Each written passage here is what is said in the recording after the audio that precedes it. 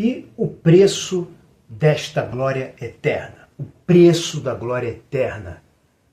Qual é o preço que o Fluminense está pagando pela glória eterna? Por ter conquistado no ano de 2023 a Copa Libertadores da América, Taça Libertadores da América, a glória eterna. Qual é o preço que o Fluminense pagou? Qual é o preço que o Fluminense está pagando? Até quando e de que modo o Fluminense vai continuar pagando? Ou será que se encerra essa história amanhã? Com as bênçãos de João de Deus, espero que amanhã acabe esse papo com a nossa permanência na Série A.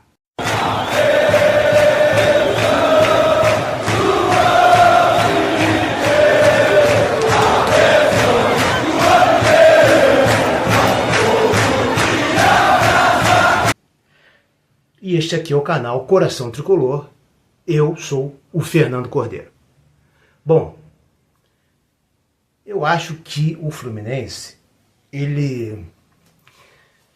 não sei o que o Fluminense fez, mas contra os deuses do futebol. Porque eu não sei o que é que o Fluminense aprontou contra os deuses do futebol. Porque podemos fazer uma análise aqui seguindo a linha de Nelson Rodrigues, e aí apelar para os deuses do futebol, ou fazer uma análise daquilo que ele chama de idiota da objetividade, sendo eu aqui fazendo o papel do próprio idiota, analisando essa história toda.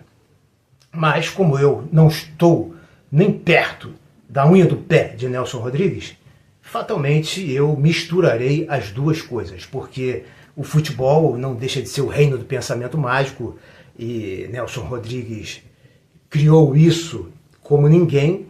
Então, assim, entram muitas superstições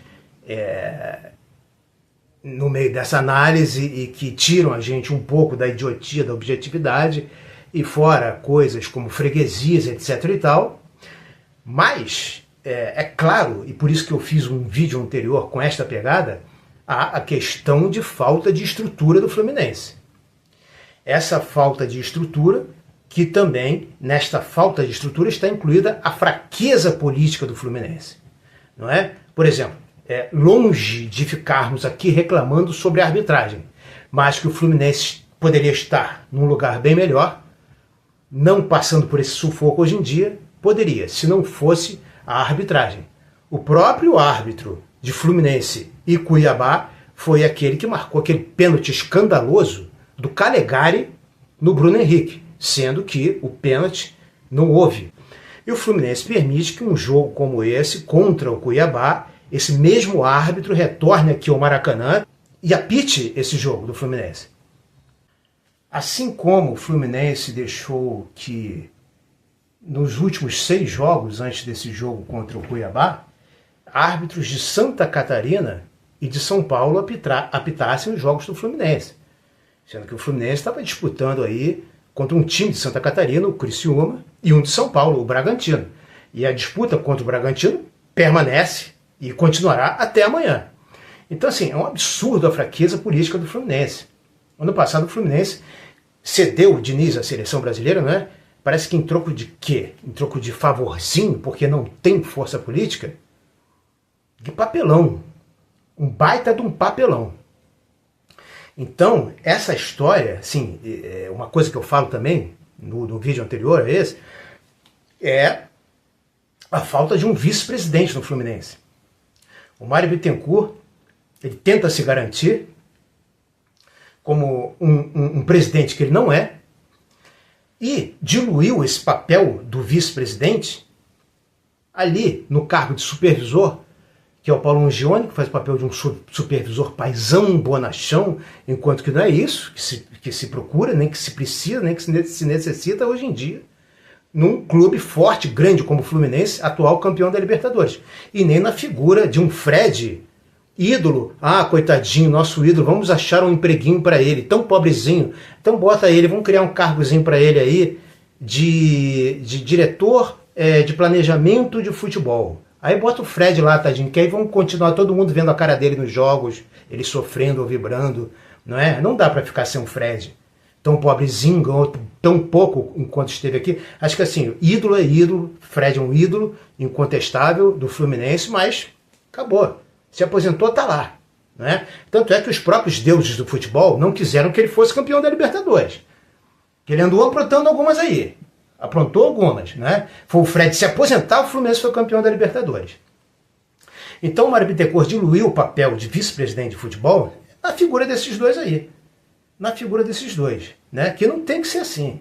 Não tem que ser. Outro dia o Del Piero estava lá apresentando o sorteio do Mundial. Ele é dirigente. Pô, o cara estudou, o cara fez pós-graduação para isso. Que curso que o Fred fez? Se eu estiver enganado, deixem aqui nos comentários, por favor. Então, eu penso que essa falta de estrutura gritante do Fluminense, e, assim, segundo consta, está contra o estatuto, inclusive, o clube tem que ter um vice-presidente de futebol, e não tem, isso vai refletir, não adianta escapar, na campanha do Fluminense, nos campeonatos que disputa durante o ano, e também na sua fraqueza política. Na sua fraqueza política. Então, tipo, por exemplo, o Atlético Mineiro, para compararmos, né? Que amanhã teremos que torcer para o Atlético Mineiro, teremos que torcer para o Atlético Mineiro como nunca. Todos nós somos galo desde criancinha. Que o Atlético Mineiro vencendo, acabou. Nós permanecemos na Série A. Então, o que acontece é que você pode ver, todo mundo vê, que o Atlético Mineiro também não tem estrutura, assim como o Fluminense não se estruturou de maneira suficiente. Não é só levar, passou esse tempo de levar jogador para lá e acabou. Não, e a estrutura? Cadê? Ele conseguiu disputar Campeonato Brasileiro, Copa do Brasil e Libertadores? Não. Está aí ainda amanhã no bolo, aí pode ainda ser rebaixado no Brasileirão, perdeu a Copa do Brasil para o Flamengo e a Libertadores para o Botafogo. Então, é a mesma coisa do Fluminense. Mesma coisa.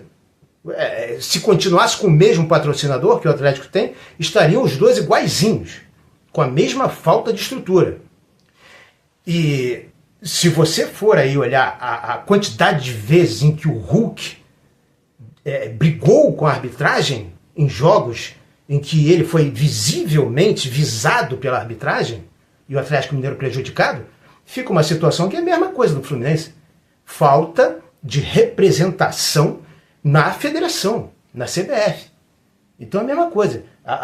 Os pontos que nós perdemos por conta da arbitragem, você pode botar aí tranquilamente 9 pontos. Assim, o Flamengo, né?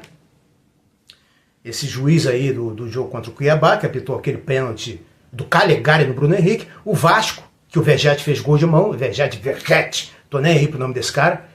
E aí você vai botando outros aí, facilmente você bota aí na internet, vai ter aí mais um erro de arbitragem. Tranquilamente, 9 pontos o Fluminense perdeu para a arbitragem. De qualquer modo, o que eu quero dizer é isso.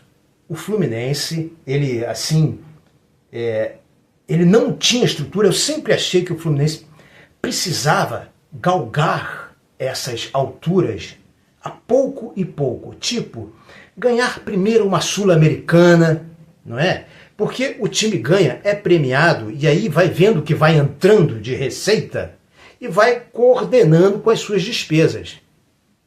E aí, não, parece que o Fluminense, assim, a oportunidade apareceu em 2022, terminamos o Brasileirão em terceiro lugar, estávamos disputando a Libertadores em 2023. E aí veio aquela coisa que tomou conta de todos nós, a gente tinha certeza, todo torcedor tricolor tinha certeza, bom, terminamos em terceiro lugar no Brasileiro de 2022, vamos vencer essa Libertadores de 2023. Aí você vê, por exemplo, algumas coisas, né? No último jogo, o John Kennedy vai e dá aquela declaração. Vou ser ídolo, não é? Desta P, pontinhos, pontinhos. Ora, os deuses do futebol puniram o Fluminense por não punir o John Kennedy.